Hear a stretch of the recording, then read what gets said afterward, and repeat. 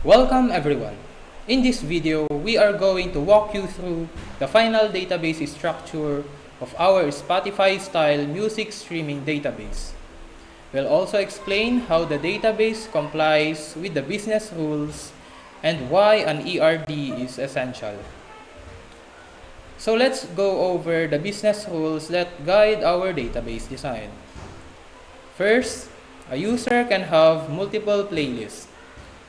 A playlist can include multiple songs. Each song is by one artist but may belong to multiple genres. The same song can appear in different playlists. Playback history is tied to user, timestamp, and song. And lastly, artists and genre details should not be duplicated.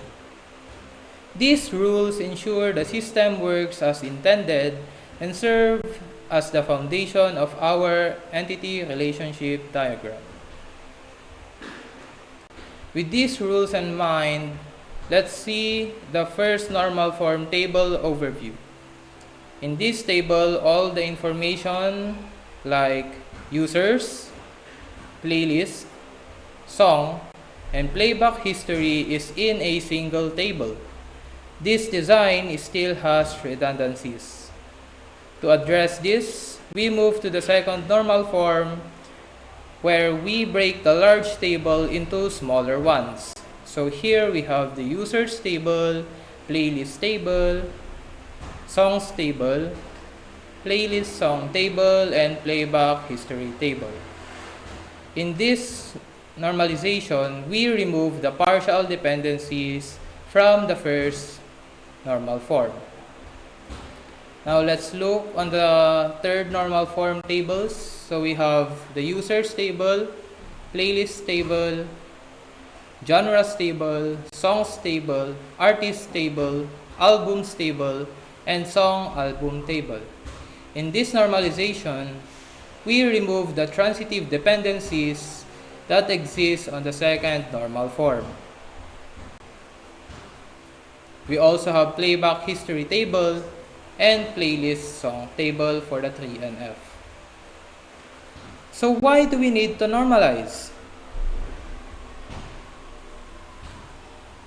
Normalization prevents anomalies like insertion, deletion, and update anomalies. For example, in an unnormalized table or database, adding a new song might require inserting duplicate artists and genre details. In normalization, these are separated into their own tables. It also avoids redundancies, meaning data isn't unnecessarily repeated, making the database cleaner and more efficient. So why do we need ERD or Entity Relationship Diagram? An ERD provides a clear visual blueprint of our database, showing entities and their relationships. It ensures our business rules are followed, prevents redundancy, improves communication, and gives a strong foundation for normalization and future growth. So here are the tables that comply with the given business rules. In this table, we can see that user 1 is linked to playlist 1 and 2. This directly satisfies our first business rule in which a user can have multiple playlists. Here we have the entity relationship diagram for playlists and users table. This diagram shows the relationship between the user and the playlist. Users have a zero-to-many relationship to playlist because creating a playlist in a streaming app is optional, and the user has the option to create one or many playlists or none at all. On the other hand, playlists have a one-to-many relationship with users because a playlist may belong to one or more users. Next, we look at the playlist song table, which connects playlists and songs. The playlist song table satisfies two business rules. We can see that the playlist 1, 3, and 5 each have two songs linked to them. This complies with the business rule number 2.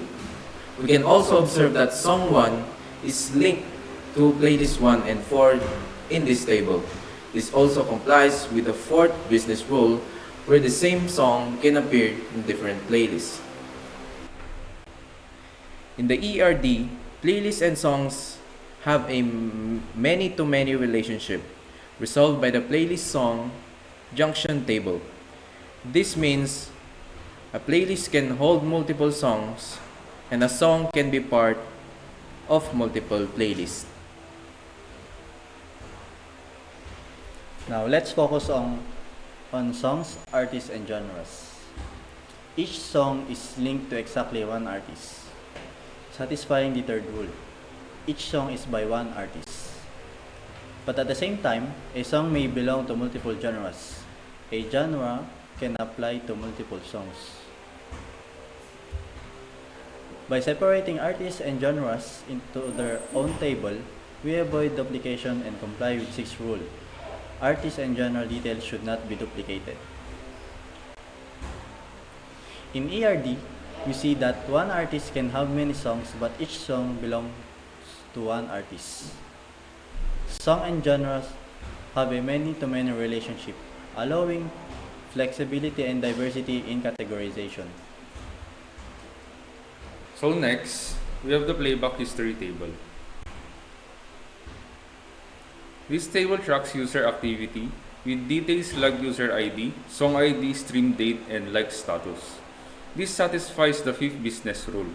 Playback history is tied to user, timestamp, and song. So in the ERD, this means each stream record belongs to one user and one song. A song can be streamed many times, and a user can stream many songs. This relationship allows us to store playback history independently, without affecting user or song records.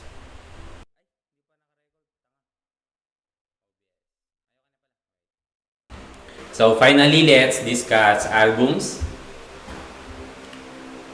So not all songs belong to an album. Some are released as singles. But an album must contain at least one song. To support this, we use the song album table as a junction between songs and albums. This design makes the relationship optional. Song can exist without albums, and albums can exist independently. In the ERD, songs and albums are connected through the song album table. This prevents redundancy, avoids anomalies, and reflects the real-world scenario of singles and albums in music streaming. To wrap up, our ERD and final database structure fully reflect the business rules.